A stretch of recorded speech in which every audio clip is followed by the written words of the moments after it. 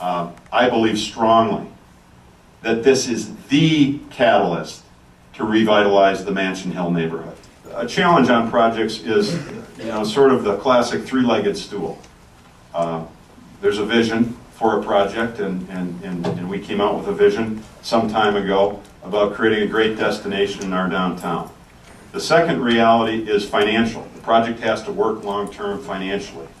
And the third are just all the practical realities of how you build it and operate it and satisfy neighborhood concerns and get through the environmental process and get through the entitlement process, all the things that become a part of a development. And for me, the challenge is we have to keep those three legs of the stool in balance at every step along the way. And we worked hard to do that. And I felt a number of months ago that we could do better. We were hearing a number of concerns. We were facing some resistance. Many of the concerns that I heard, I frankly understood. Parking, traffic, height, normal things that you encounter on a project of this size and scale. And some I just didn't understand. On a project like this, you cannot take a group's concerns and solve every one of them 100% to their satisfaction. I wish you could, because it would make my life a lot easier. Building height.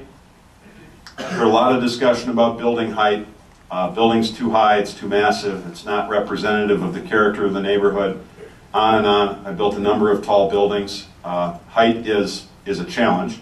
And so we responded to that. And we responded to that in two very meaningful ways. Number one, we significantly reduced the overall program of the building. We reduced the area by almost 100,000 square feet.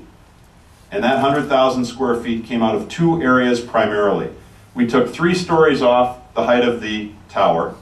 And secondly, that lower area that you see dashed in red, that's where the top level of the 70s edition came away. And one thing I would call your attention to is that lower area in red, that 20 feet of height. If you take the width of that and you calculate that in relation to the tower, that volume of space is equal to almost 4 floors of the tower. So I would argue to you that we've taken away the equivalent of 7 floors of height in the tower. When you build a building at a certain height, that doesn't automatically set a precedent, for every other site in downtown. If it did, I'd point at the Hilton Hotel, 13 stories, and I'd say, I want to build that at the Edgewater. And someone would say, no, you're in a historic district. That's not allowable. Well, let's not lose sight of the fact that the Hilton Hotel is within feet of 3 certified landmark structures in this city. The landmarks ordinance, there is no height restriction. So this isn't novel, this isn't unusual, this isn't out of the ordinary, this isn't something that's never been done before. This is the norm. To try and get to a lower height building, why don't we push it to the east and build a lower building tucked into the hillside on the National Guardian property? And before anyone ever threw this idea out in the media or in our meetings, we had studied this now almost a year ago. It's kind of an interesting idea. I mean, intuitively, we kind of like the thought. But there's some major problems with doing it that can't just be ignored. I mean, the response that we get to this now is just, well, I think it could be done. Well, you have to study it to understand what are the impacts. Bottom line is, number one, you have to buy National Guardian's land. Number two, you have to take the surface parking on that site and put it in a parking structure.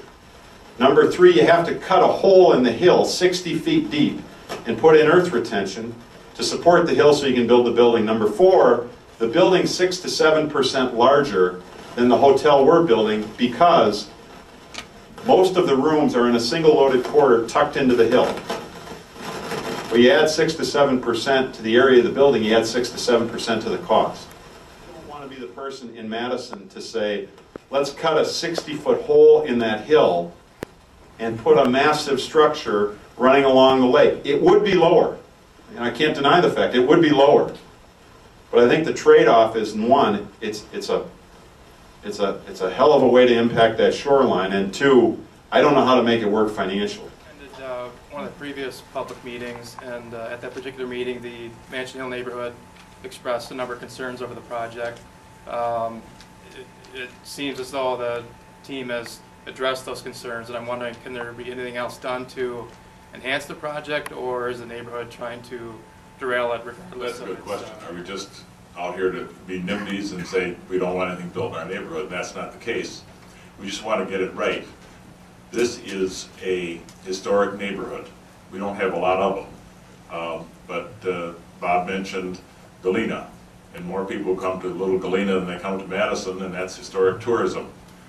Galena would never let a hotel of this volume and size and height be built in their historic town. Neither would Georgetown in Washington, or neither would the historic Triangle in Lincoln Park in Chicago. What we're trying to do is maintain this small area that we have of our old historic homes so that it can be valuable as our heritage for years and years to come. My question is, being a resident of living in the Kenny Manor for 5 years and being able to walk through that neighborhood, I still don't understand if I'm at the corner of Pinckney and Gilman, where the Mansion Hill Inn, where the 4 mansions are, and I'm looking there, how does, by building a 8-story addition to the Edgewater Hotel, how is that detrimental for the neighborhood when in most parts of the Mansion Hill neighborhood, you won't actually be able to see the tower. With what is being done, it's preserved from the Capitol, looking out to the Edgewater, from the lake there. There are some areas that the view will be disturbed at the very top of Wisconsin Avenue, looking into the tree area and the end of Langdon Street. But for all the public benefit of the staircase and the addition of the terrace and building a landmark hotel, what specifically about the hotel height is damaging if you were in other parts of the neighborhood?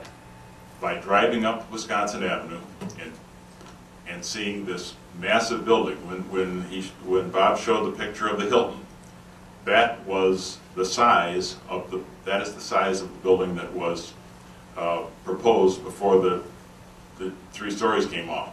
So it's the Hilton with 3 stories off. That is one big building. I mean, hugely out of scale with the smaller structures that the historic district is meant.